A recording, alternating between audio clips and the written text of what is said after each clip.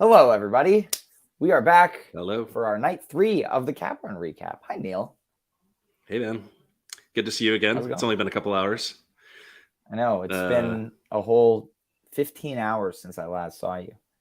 right? Crazy, How are you feeling today? You crazy. feeling good? Like, I'm have you feeling caught your great. your tour stride yet? Like, you're just like you don't feel tired anymore. You're just going, or what? I mean, you know what? I will say by this point in the fish run in December, I was like, I like needed a coffee to be able to do night 4. I'm feeling great today. I've been So no hydrating. coffee. Yeah, no coffee No coffee at today. Well, all. I guess our listeners are appreciative of that. That you skipped the coffee. There's Nobody this wants to see that. No, I'm hyper enough without it. As, as we know, and unfortunately, you're back at home today. I'm home for tonight. Yeah, it's a hard ticket to get, man. I mean, there's still time for me to get back. So if anybody's listening and they have a ticket for me, let me know. I'm about 2 hours and 45 minutes away. Yeah, Neil And will get back in the car and drive home. well, I will for tonight, but you know, I have a really strong feeling that tonight is going to be a pretty special night. But we'll see. Yes, but we'll talk more about that. We've got a special guest to talk about last night as well, who we're going to bring on in a minute. But before we do that, a word from our sponsor. Today's episode of Always Almost There is sponsored by Beekeepers Naturals. Powered by nature and obsessively tested, Beekeepers uses potent ingredients like propolis, pollen, and royal jelly and steers clear of added chemicals.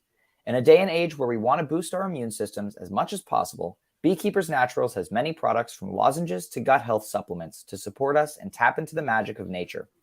Personally, I don't leave home without one of their propolis throat sprays in my pocket, especially during a 5-night run of shows where I'm singing loudly for 3 hours.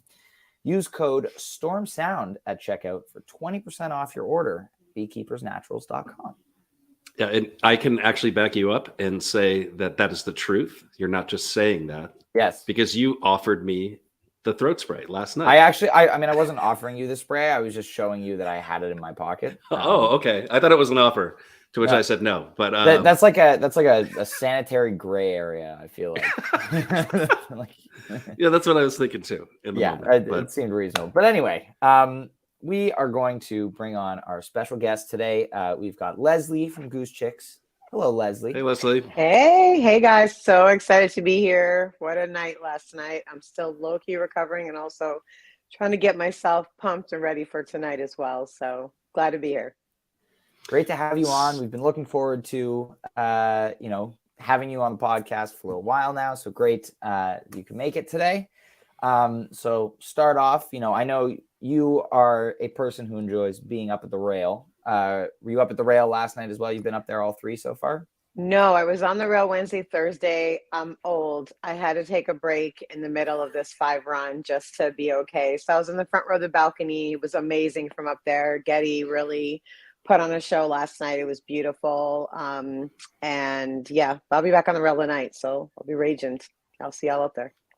Yeah, I saw a bunch of people taking a break last night. Found Lucas kind of standing in the back, and I was like, "What are you doing back here?" Yeah, He's like, Yeah. Camino too was in the much. balcony It's last too night Yeah. much. too. Like, Camino was upstairs with me. Yeah, we were all looked at each other like, yeah, we got to pace ourselves because Wednesday was pretty hardcore. I wasn't expecting to be quite yeah. that energetic. So yeah. Yeah, Lucas did make it back up to the rail to get spit on by Fallon during the encore. Oh, he did. Yeah. Oh The That's an man. song amazing right at the story. end. And I was like, there are people on the internet who would pay good money for the experience that you just had. Yeah.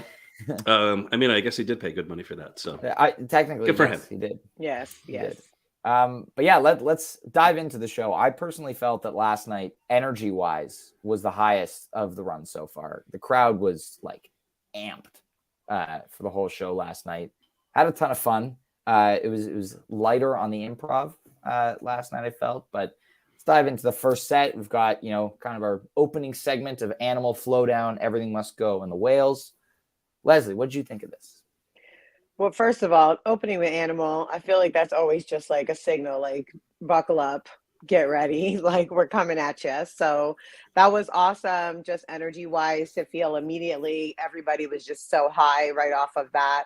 And then, I love these long intro flow downs that they've been doing lately. I just think that they just really are so fun, so easy to get into the groove of that song and so great. And everything must go. I mean, I've been just such a fan since they debuted it last year. And then I have to say, The Whales is one of my faves.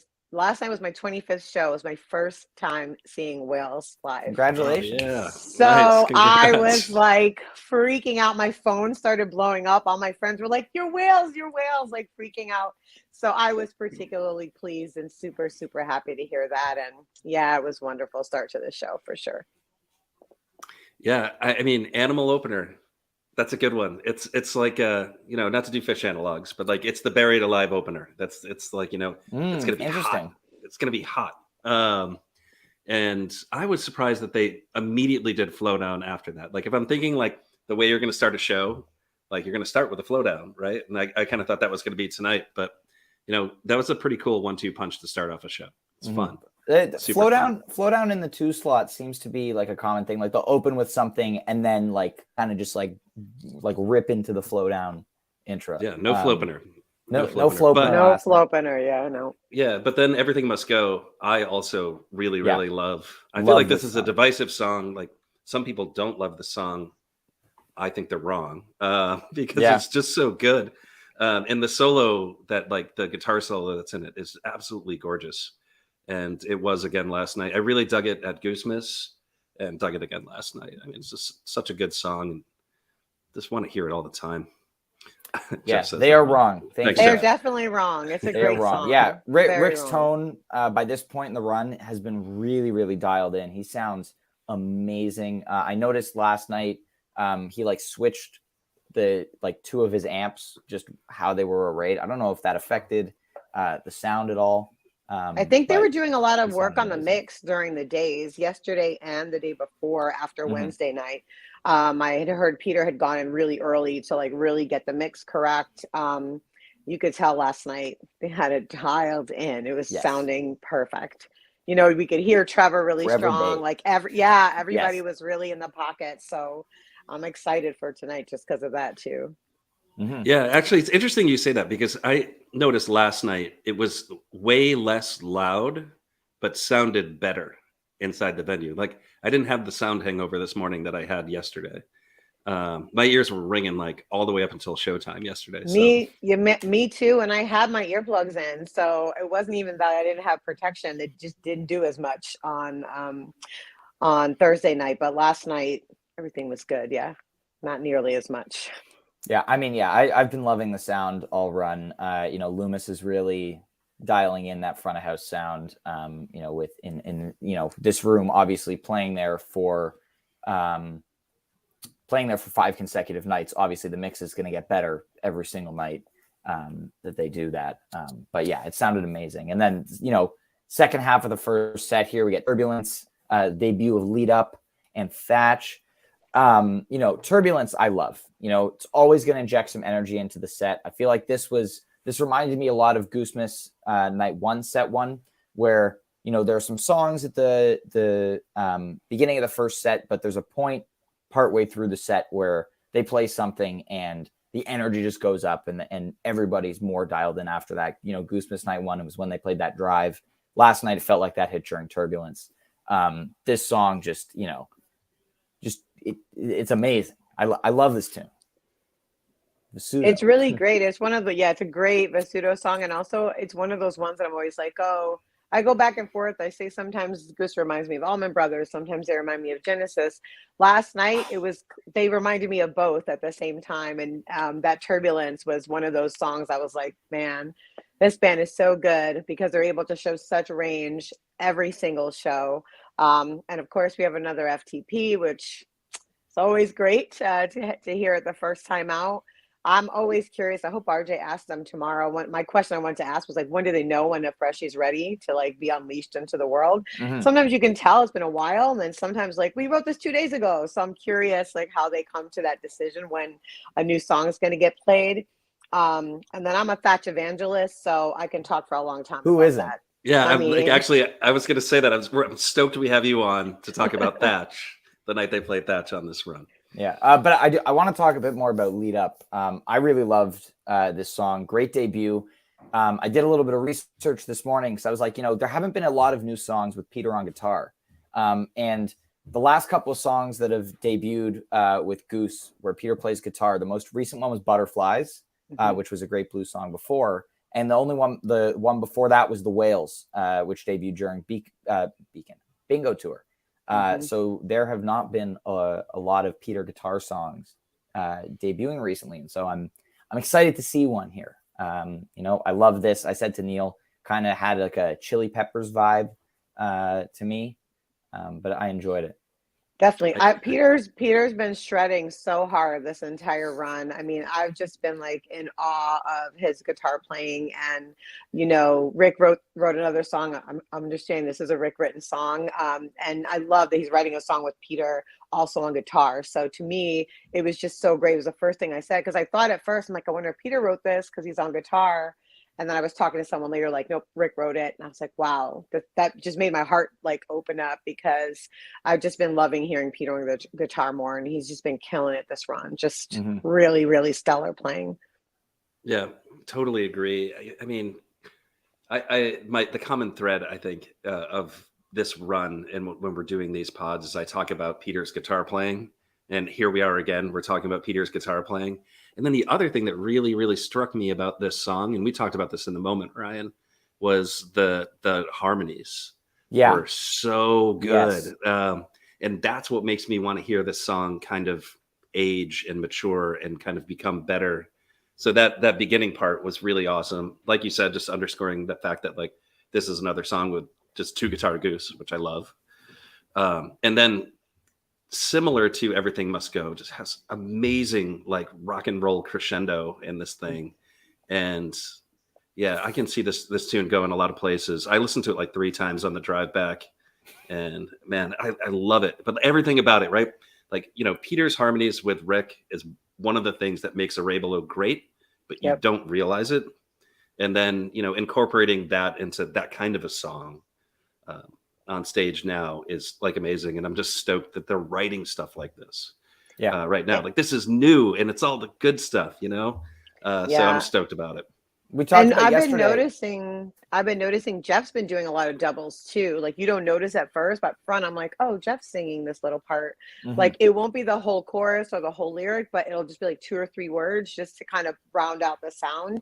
And it's all those little things that make the song sound so big and so beautiful and lush.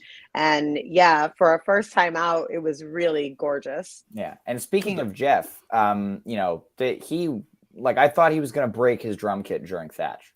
Like it did fall apart at one point. Was that during Thatch? There and fix it. So he said, I'd asked him, or I noted it the other night, and he was like, yeah, he doesn't screw his cymbals in like most drummers do to prevent them from falling off, because he wants them to have more breathing room, which is cool. Obviously that makes them more prone to falling off when he gets really into Thatch. But it's a song that, for a song that was only debuted in November, like everybody in the crowd immediately knew what it was, went like ballistic for it. The band is just like, you can tell they love playing it too. And they all just killed it. This is the longest version to date, I believe. Like it was around 15 minutes or so. And man, it just went hard. Like so hard. As I said, I'm a Thatch evangelist. The Thatch supremacy era has arrived. I'm very excited about it.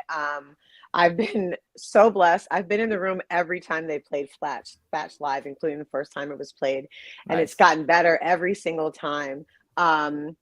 It's just one of those songs that like really gets you ready to do whatever you have to do, and they really rocked it so hard last night. I was up top with 2 people sitting next to us. They'd never been to a Goose show before. It was their first time. So we talked a little bit, and at set break, he looked at me and goes, what was that last song? Every time someone hears Thatch, they're like, what was that one? What was that one? So to me, it just signifies just what a universal song it is, how much appeal it has. It touches everybody. We all feel it. It's just hard not to. It's just a driving song. And this was, of the 4, certainly they always get better and better, and this got better and better too. Yeah, I just love these songs, just like, just getting a little kind of, show wear on them. And like, yeah, it was killer last night. And I love it as a set one closer. That is an awesome way to walk off the stage. Yeah, nothing else to really add other than stoked that Thatch just keeps getting played a lot Fox. and keeps getting better Yes. every time. Every single time. I remember, I think it's on the audio at New Year's where Rick's like, let's play that one. And I was like, it was Thatch. And I was like, Thatch is that one. That's exactly what it is. And Rick knows it. Oh, here's Chelsea. Yeah, She knows. Chelsea with it's that. that one. It's that one. There we go. All right. And then they took a long set break last night. I think it was almost 50 minutes. So long. I don't know. I think maybe they were partying with Fallon backstage. Well, I don't know if they were or weren't, but I know it was definitely longer than the other 2 nights. I thought it was just because they could go later, so I figured they had a little more breathing room and space. So yeah. I don't know. We didn't get a shortened set, so you know. No, we did not. It puts some things in context because we noticed right at the end of the set, Getty was like walking by, and with a purpose and speed I don't think I've ever seen him moving with. And maybe he was just really stoked to get backstage to get to the party there. Never know. But they come out with Creatures, which is great. It was really funny to me how, you know, they started playing the song and Peter immediately just walked off the stage and into the audience while playing the guitar intro. I think there was a tweet or something where it was like, you know, I never thought that the person to like move me out of my space at the beginning of the second set would be Peter. Like, but yeah, I couldn't see him. I got a funny picture of the stage where like the band is playing and there's 4 of them. Peter. Yeah, I just noticed like when he came back on stage, like the crowd went crazy, and I was like, where did he go? And I was like, did this same thing happen like at New Year's where his guitar wasn't working and they had to do like a long, riff to I can't remember what song they opened with, but I remember being like, oh, what's happening? And I was like, oh, he was in the crowd. Mm-hmm. He's so great and so interactive up there. So not a surprise.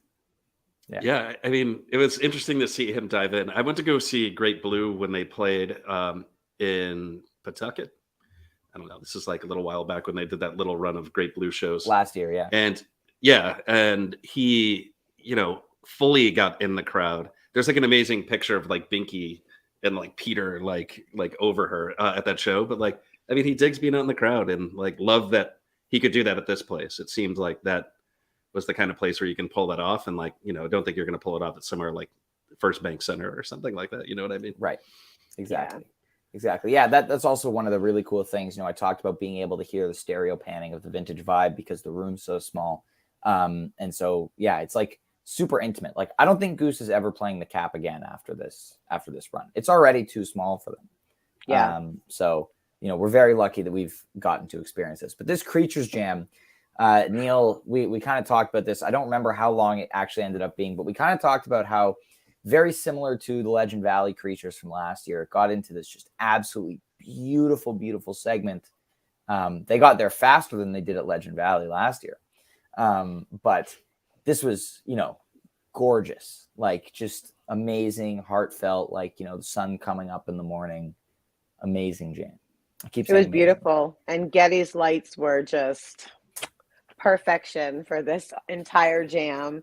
I felt like they were really in harmony at this point of the show, and for the rest of the second set it was like, just because I was upstairs in particular, I could really see everything, and it was really something special. And I always love Creatures anyways because I love to dance, so it's like the best song to dance to. But yeah, that jam was great, and I love opening with a long jam second set in the beginning because we're all kind of like needing to shake off whatever was going on at set break, and they really gave us the opportunity to do that, so it was wonderful. Mm-hmm. Yeah, I love Creatures as set 2 opener, always killer. And then also like, just really cool that it seems like there was an effort made there to kind of touch on the theme of that jam, that like we know that Peter really likes that jam, that Legend Valley Creatures jam. Not as much as the Cleveland Rockdale. Yeah, I guess not. Oh wait, no, he did like the Creatures more. Yeah, I mean, he had a lot of really positive things to say about that jam. It's clear he's gone back and listened to it a bunch, just because, well, he's the guy who listens to stuff. But yeah, it seems like there was an effort there to revisit that theme, which is really, really cool. And it hit. It just sounded so good. Yeah, it did. And then we get into Redbird. I don't know if Getty has done this every version of the song, but I really noticed last night that it was all reds throughout the song. which was great. Straight burden and all that. Nice, really great rocking jam in this one. Just nothing crazy improvisationally, like not a ton of new ground being broken, but I really loved the space they got into. And again, last night was all about the energy. Like the crowd was like, especially in the second set, the crowd was amped. The crowd was dialed in. Friday night, like people are ready to go. And yeah, during this Redbird Jam, we were having a great time. Yeah, I always love when I do get to see from above, because when you're down, Peter just looks like he's playing keys. From above, it looks like he's in like a pit of keys because there's so many keys around him. And so when he started Redbird, I just looked down. I just started, yeah, Peter. I just started screaming because it's his moment to shine. It's such a beautiful song, generally speaking, and there's so much emotion that I know I always feel whenever he's singing it. And he can feel that energy coming back from the crowd, and it was just really beautiful. But then I did think that the jam went a little harder into rock direction than I've seen them go all the time. They don't always go quite as hard into the rock sections, and so I really liked that because it felt like it kept the energy where it needed to be. Because sometimes Redbird's such an emotional song, it can take you like to that kind of place, and they use the jam to kind of make sure they pull this back out and ready to continue rocking the rest of the night. So just a stellar choice all around, and it was beautifully executed. And again, hats off to Getty because it was great. Yeah. And just want to underscore like the vibe in the room for that, like this isn't maybe like a Redbird that has like re-listen value like later on. We're like, oh, I got to go listen to that Redbird. Still killer. And just had so much fun during this part of the set. We were raging back there. And yeah, we were. Yeah. It was great. Anytime they do 3-part harmony, I'm always for it. So I just think it's a unique thing. No bands do it, not none, but most bands don't. And so it's a unique thing that Goose does that we get to experience. And when you hear it live, there's nothing like it. It's really fun. Yeah, there was quite the sing-along too in that part in our section. Straight we were burden, like back baby. by the soundboard. People know. And we were singing a little bit, and then like I paused on the singing when the the Rick part where he comes in. Are you saying that I sang a little bit? Because I think that's an understatement. You never stop singing. I know. Ever. I know. But no, I thought that was great that everybody was kind of getting into the burden spirit. It was pretty awesome. It's a lifestyle, as we well know.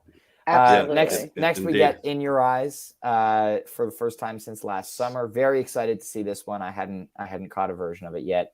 And this to me was the improvisational highlight of the night. Really great multifaceted jam here. They got into some dark tension building, and then there was this euphoric jam at the end that almost Jeff Hill pointed out, or maybe it was Vickers who pointed it out. It was somebody, one of them, who pointed out, sounded a bit like the ending of SOS, which is really cool. Like definitely a similarity there with kind of the progression they were in and how Peter was playing the organ. But yeah, this was amazing. It was like 16 or 17 minutes, I think. Yeah, I loved this In Your Eyes. Loved it. Rick's voice was insane, just so beautiful on this, and also such a great segue to Arise, which again is such a vocal masterpiece on Rick's part as well. So I think the pairing of them was really smart in terms of the show placement. And again, I mentioned earlier, I'm always literally have to argue with my husband all the time, like Genesis, Allman Brothers, and then here they come with a Peter Gabriel cover. It was like he just looked at me and he was like, said, well, okay. Tonight we're leaning into the Genesis side, and it was beautiful. And I thought the jam in particular was really great. And I could see folks that maybe aren't as familiar with Goose being like, oh, what are they going to do with this? And then being really like their face is just like, whoa, I've never heard that song this way. It made me think about it a different way. And a lot of the chatter upstairs. So, but the vibe was very high. Yeah, I mean, speaking of leaning in, I mean, Rick leaned into the vocals on In Your Eyes like so hard. I mean, he was really, really belting it out. And in that moment, I was like looking up at Fallon. Not that I want to talk about Fallon like a whole ton on this, but he was just like, yeah, like he was super into it. And I mean, I talk about this a lot when we talk about like covers and stuff, but sometimes they can be used as a launching pad for a jam. Sometimes like you just want to go out there and do a cover that's going to get the crowd fired up. Like Goose does that better than I think anybody I know in the jam band community, of just going out there and executing a song really well, right? Yeah. Like they could have Yeah. stopped and done the radio version of In Your Eyes, And it would have been everybody great. would have been happy, and everybody would have said like, holy cow, that guy can really sing. Yeah. And you know, just to stretch that out and get what they got out of that was just amazing. I mean, you saw me, Ryan, you were next to me. I was like blissed Of out course. for like a solid 30 minutes Neil, in this no, spot. you know what? Neil has the most wholesome smile during a show. You're just like, you're always just so happy. It's great. Because I mean, there's no reason It's not great. to be, And especially during I that kind of think- music. Yeah, and I think you were not as happy last night as you were during Arise that came next. You know, Jeff throwing out the Zip It reference for those in the know. But man, this was my first electric Arise. You know, I saw Ray Below play it in December, and I love this song so much. Really, really amazing electric tune. You know, Goose has only played it 5 times now. Definitely an underutilized Rick ballad, but this was gorgeous. His solo was gorgeous. Not everybody zipped it during the beginning of the song, but I made a lot of people zip it around me I quite asked directly, someone if to I'm zip honest. it right in front of I me. looked yeah. back, I was like, nah, it's a ballad. You got to shut up now. It's enough. Because if I can hear them through my headphones, I'm like, usually it cuts the chompers out. And I was like, if I'm still hearing you, like, nah, dude, just wait till the next song. It'll be up tempo and I won't care. Yeah, but not you can this chomp one. during Not tea. this one. Yeah, not Arise though. Yeah. Yeah, I mean, it was just beautiful, blissed out. And again, the lighting was so perfect and just gave that warm glow feeling to the whole room. And Rick's voice was so lush. And like I said, that pairing with his vocals on In Our Eyes, then Arise right afterwards, I just felt like it was just a 1-2 punch of, you know, vocal masterclass on Rick's part, and just sounded so gorgeous, so gorgeous. Yeah, this is the anchor of the show, is this pairing, the Arise and the In Your Eyes. And this was I had only 2 Goose originals left to see live. It was this, Arise, and Engborg. So when they started playing it, I was very, very excited. I thought like last night was my chance to get both. Yeah. Well, you know what? I'll just take that Arise. I'm hoping that because you went home, we get Engborg tonight. You're absolutely going to get it tonight. I would be okay with it. I'm in the 50% club for Engborg right now, so I would like to, you know, get above that 50% mark. I have lots of speculation. Yes. And then they close the set with Tea. You know, this was your pretty like amazing explosive Tea. You know, I think, Neil, I said to you last night, like, not something that, you know, is like a very significant jam improvisationally or something I'm going to go back and listen to a ton, but it was just so much fun in the room. Rick just attacking the wah pedal as they got into the jam. You know, Trevor bass solo. Like, I think Trevor is emerging as the MVP of the run, you know, as a clear front runner. After the first night, I didn't know if it was him or Ben or Rick, I think at this point, it's very clearly Trevor after 3 nights. Yeah, Trevor has been killing it. And that hot tea, I mean, the whole crowd was just electric. We just went up and it was like just turned into a huge party. And it was so interesting to watch the energy shift from this contemplative Arise positioning to like, nah, throw everything in the air. Let's go. You know, kind of just the switch got flipped and it turned into a full on dance party just like that. And again, just goes to show the versatility of Goose, how they can take these tender songs, jam them out even, and then turn right into high dance, high BPM, huge high energy songs like Hot Tea, and just rock it and leave us just kind of with our breath, with no breath left in us as they leave the stage before we get the encore. So yeah, I always love Hot Tea, and I love a Hot Tea closer. And I do have to say, this pairing of Thatch first set, Hot Tea second set, it was like, leave us one more for sure. They were leaving it all out there for us. It was great. Yeah, and then, you know, we'll talk about that in a second. Yeah, okay. Well, I just want to say, like, when we're talking about like bookends in this show, which I think is really interesting, like, we start with Animal, we end with Hot Tea. Yeah. And I thought that was really cool. I put those two kind of in the same category as like songs they use to just like fire people up, and that was pretty neat. But sorry, go with the loose ends thing. So the loose ends thing. So for anybody who missed yesterday's episode, we were talking to Camito about his grand theory that they were purposely going to tease loose ends every night, and the run would culminate in a performance of it on Sunday, or it was just going to be a common thread, if you will. I don't remember, Neil, if I first kind of heard it or you heard it last night, but it felt like they were like almost playing like loose ends during tea last night. It was like they could have gone there. Camito mentioned yesterday about like a phantom loose ends, and I think that definitely happened during tea. I texted him about it this morning, and he said he heard the same thing. I was waiting for Rick or Trevor to just like throw the lick in once, and they didn't. But it's interesting to note that they broke the streak after 2 nights, but maybe not. Depends on who Mark is saying. What Mark's saying, right? Who knows? Yeah, exactly. Yeah. But yeah, I didn't particularly note it. I did think they were teasing something, but I couldn't quite make out what it was. So maybe it was loose ends, but yeah, they didn't go all the way there. So yeah. I think Trevor's CCP solo kind of.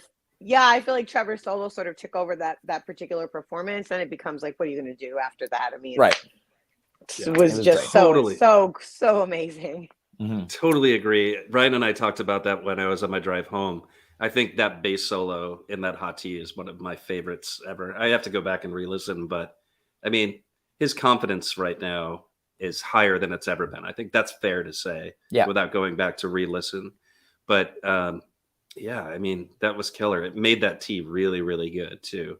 I've seen a lot of Hot Teas live, and that was, we all have, that's up there. Yeah. I mean, if you see 3 shows, you're going to see one. I love that he knew it too. When he walked off, he was like, yeah, Trevor. Yeah. You killed it. Thank you for acknowledging it, because I appreciate that. And you're right. It just shows how much confidence he has. And like, he really did. He laid it out. We were all just like, bow down, Trevor, bow down. Totally. And then for the encore, the fateful Jimmy Fallon sit-in, it was fun. I mean, the crowd loved it. Sure. Leslie, what do you think? Was the stage dive purposeful, or did he trip? Do I have to answer? I mean, no, you absolutely don't have to answer. I'm gonna plead the fifth on this one, and Ryan, you and I can talk on the side. But yeah, I think it's definitely one of those, like, if you were in the room, you enjoyed it immensely. But do we need to hear Goose doing Mustang Sally? No, not with Jimmy Fallon, right? It was a 91 show bust out. I think I texted, I was like, oh, not Fallon turning Goose into a bar band. I literally was like, I just thought it was funny. But in the moment and in the room, it was really fun and a neat surprise for everybody. And, obviously Fallon was very into it. And I think Peter Shapiro was the happiest person in the room during that song. We could see him, we could see him. He was definitely smiling quite a lot. Very happy. There. I could see him. He was very happy. And hopefully, I've been calling Goose on SNL this year, so I'm going to shout out, and hopefully that this gets him a little closer to that dream of mine. Right? Very cool. Yeah. I have a couple things to say about this. I don't think he fell, but I didn't have a good vantage point. But there are others who were closer. I don't know. Read the comments. But you know what I love, and because I think nobody says, like, I'm really excited about Goose playing Mustang Sally. And there's some like hilarious backstories to this, right? Where like, I think it's in the Fred Fest Day show where like Rick is talking about how like some guy emailed him and was like, you ruined the show by playing Mustang Sally. Yeah. Which is amazing. But what I love about Mustang Sally when they do play it is Peter's guitar solo. Like, guaranteed the most excited person in the room for Mustang Sally when they start playing it is Peter. I mean, generally Peter's the most excited guy in the room, but like I think like in this particular instance, he was really excited about that solo. It was fun. It was good. I think this is one of those things where I think, Leslie, you were saying, like, I don't know about the re-listen value on this, and I don't know if anybody's going back to this, but to have been there for that moment was a lot of fun. I mean, there was so much energy in that room in that moment. It was killer. I mean, it's one of those live music experiences that like you truly have to be there for. And like, that's it. And it was special. It was definitely special. For sure. Yeah. It was awesome. And we have 2 nights left. We've passed the halfway point, which is very sad, but we have 2 shows left. Ton of bangers still on the table. Very excited to see what happens. I did. How did you end up doing in Fantasy Goose last night again? I don't know. How about we do like some speculation on what we think they're actually going to play tonight? Well, first let's shout out our friend of the pod, good friend Jeff. Jeff Hill for getting Golden Goose last night. Proud of him. I put up a nice 17. But yeah, there's a lot. Like, are we going to get Arcadia today or tomorrow? Dripfield hasn't come. Hunger Site. Yeah, there's a lot Jeff still Angborg, left on the table. Lily's Tiger. So much. You left. Stole mine. Lily's Tiger is the one. Sorry. I know you have speculation on things. Well, I want to know how many more first-time plays we're going to get. My husband he put it at 2.5 as the over-under. Mm-hmm. He took over. I took under for some reason. I don't know what I was thinking. We're already at 2. We've got 2 more nights left. Thoughts on that? I'm curious what y'all think. Will we get another one? Will we get 2 more? What do you think? I have a nuanced theory on this that Ryan and I talked about in our conversation. Very so nuanced. they are running out of jam vehicles, right? Like I think you've got like This Old Sea, you've got Arcadia 76 with Jeb on sax. Sure, sign me up. But you've got Elmeg, which I think you can expect either tonight or tomorrow night. Yep. It's probably going to be pretty drawn out, pretty epic. But Empress, I think too. Yeah, for sure. And my theory is that there are still more new songs. And we've heard the ballads, but they're keeping an absolute banger in their back pocket. And I think it's going to be long and like, in the 20-minute range, 25-minute range. And I hope I'm right, because we will all be so lucky if they debut like a giant jam vehicle like that in this run. And I feel like there's space for it because they're really running out of kind of the bigger songs to play. But we shall see. I think there's at least one more, because I feel like there's a Peter song that they want to debut at this run. So to me, we'll get at least 3, maybe another one, but I think one more for sure between tonight and tomorrow night is my guess. I'm really hoping we get that Lily's Tiger, maybe a Way It Is. They've been doing like, what is it, like 1 cover a night so far, except they did 2 last night. Electric Avenue, I don't know if that counts, but they played it kind of. They played it a little bit, yeah. But yeah, that's, we got 2 nights left. Just in case anybody didn't see, there will not be a day after show recap tomorrow. We will be at the Arabelo Q&A with RJ and Tom, which we are very much looking forward to. If anyone's going to that, obviously make sure you say hi. That's going to be a lot of fun. And we'll be back on Monday at 3:00 p.m. Eastern to recap the last 2 nights of the run. Couple of great special guests, including Megan from HF Pods. That's going to be a very fun episode. Leslie, thank you so much for being on today. It was a pleasure. Thank you so much. Thanks for having me. So glad we got to connect, and see you tomorrow at the Osiris event, and hopefully up on the rail tonight and tomorrow. I'll be up there rocking. Nice. My braids usually glow a little bit, so you can see me from wherever you are. It's like a beacon. It's like a beacon for everybody. And just thanks for having me. Really excited. Yeah, thanks for being on.